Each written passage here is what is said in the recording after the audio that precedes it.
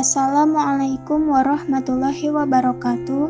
Perkenalkan, saya Jessica Anggraini dari Sistem Informasi 7 sebagai Ketua Kelompok 5 bersama rekan-rekan saya Ardina Septiani, Mufida Anjani Zarifah, Muhammad Hamam Taqiuddin, Sahrul Ramadan, dan Faruk Nasrullah akan menjelaskan sejarah kepemimpinan Islam 3 dinasti, yaitu Kerajaan Utsmani di Turki, Kerajaan Safawi di Persia, dan Kerajaan Mughal di India. 1. Periodisasi dan hal-hal yang terjadi saat kepemimpinan Islam Kerajaan Utsmani di Turki. A. Periodisasi Kerajaan Turki di Utsmani tahun 1288 sampai 1924 Masehi. Pendiri kerajaan ini adalah bangsa Turki dari kabilah Oghuz yang mendiami daerah Mongol dan daerah utara negeri Cina. Penguasa pertama adalah Utsman yang disebut juga dengan Utsmani. Hal-hal yang terjadi saat kepemimpinan Islam Kerajaan Utsmani di Turki yaitu A. 1300 Masehi, Utsmani mengumumkan dirinya sebagai Padishah Al-Utsman atau Raja Besar Keluarga Utsman. Tahun 1312 Masehi, Utsmani menyerang kota Broesa di Bizantium yang kemudian dijadikan sebagai ibu kota kerajaannya. C. Tahun 1453 Masehi menaklukkan benteng Konstantinopel yang merupakan pusat peradaban agama Nasrani di Bizantium oleh Sultan Muhammad II atau Muhammad Al-Fatih. 2. Karakteristik kepemimpinan Islam Kerajaan Utsmani. A. Tegas, B. Tanpa kompromi, C. Pemimpin yang baik. 3. Hal-hal baik yang menonjol pada kepemimpinan Islam Kerajaan Utsmani. A. Pengelolaan pemerintahan yang baik, B. Keadaan perekonomian yang baik, C. Penguasaan ilmu pengetahuan dan budaya, D. Militer yang kuat dan gencar melakukan ekspansi. 4. Hikmah yang bisa didapatkan dari kepemimpinan Islam Kerajaan Utsmani yaitu 1. Hikmahnya adalah bahwa tentara muslim adalah pasukan yang kuat.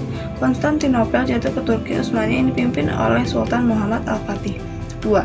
Birokrat Utsmaniyah melihat pemeliharaan kesatuan negara dan kemajuan Islam sebagai tugasnya. Ini diungkapkan dalam rumusan Dinyu Devlet atau Dinua Daulat atau agama dan negara. Tetapi aspek paling efektif dari kontrol pemerintahan Utsmaniyah terhadap lembaga ulama yaitu hierarki orang-orang berilmu atau memiliki pengetahuan keagamaan. Periodisasi Kerajaan Safawi di Persia pada tahun 1501 sampai 1736 Masehi.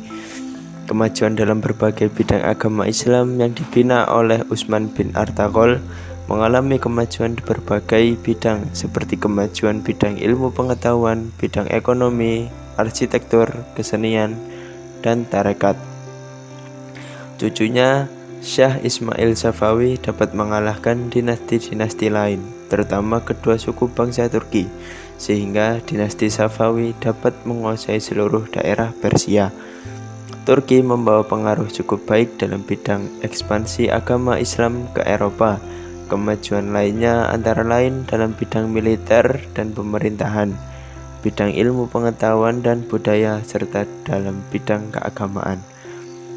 Untuk karakteristik kepemimpinan Islam Kerajaan Utsmani ada 3, yaitu tegas, religius, dan pemimpin yang baik. Hal-hal yang baik menonjol pada kepemimpinan Islam Kerajaan Safawi. Yang pertama, bidang ilmu pengetahuan, bidang ekonomi. Yang kedua, bidang ekonomi. Yang ketiga, bidang arsitektur. Yang keempat, bidang kesenian. Dan yang kelima, bidang tarekat. Hikmah yang bisa didapatkan dari kepemimpinan Islam Kerajaan Safawi yaitu yang pertama, seorang pemimpin haruslah cakap dan kuat supaya suatu kerajaan dapat berdiri. Dan yang kedua, setiap prajurit haruslah memiliki mental yang kuat dan semangat juang yang tinggi.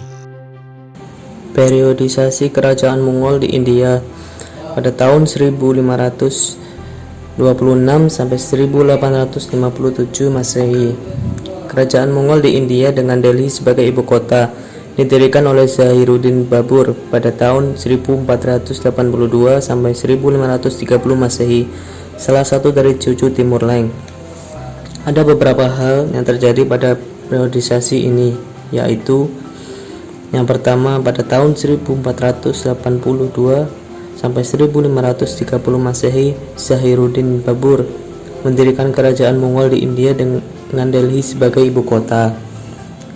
Yang kedua, pada tahun 1588 sampai 1628 Masehi, Abbas I berusaha menghilangkan dominasi pasukan Gizibas dengan cara membentuk pasukan baru yang berasal dari budak-budak dan tawanan perang bangsa Georgia, Armenia, dan Sirsia.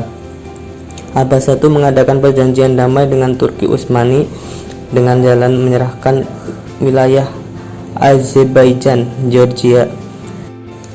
Karakteristik kepemimpinan Islam kerajaan Mongol: yang pertama tegas, dan yang kedua bijaksana, ketiga pemimpin-pemimpin yang baik.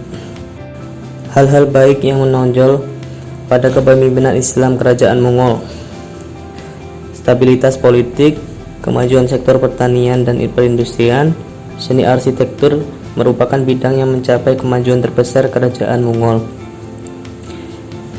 Hikmah yang bisa dapat ambil dari kepemimpinan Islam kerajaan Mongol: yang pertama, setiap orang harus senantiasa bertanggung jawab atas amanah yang diberikan supaya suatu kerajaan di negerinya menjadi sejahtera. Dan yang kedua, menjadi pemimpin yang bijak dan menciptakan kerukunan di antara masyarakat. Demikian akhir presentasi kami. Semoga bermanfaat untuk kita semua. Apabila ada salah ucap, kami mohon maaf sebesar-besarnya. Atas perhatiannya kami ucapkan terima kasih. Wassalamualaikum warahmatullahi wabarakatuh.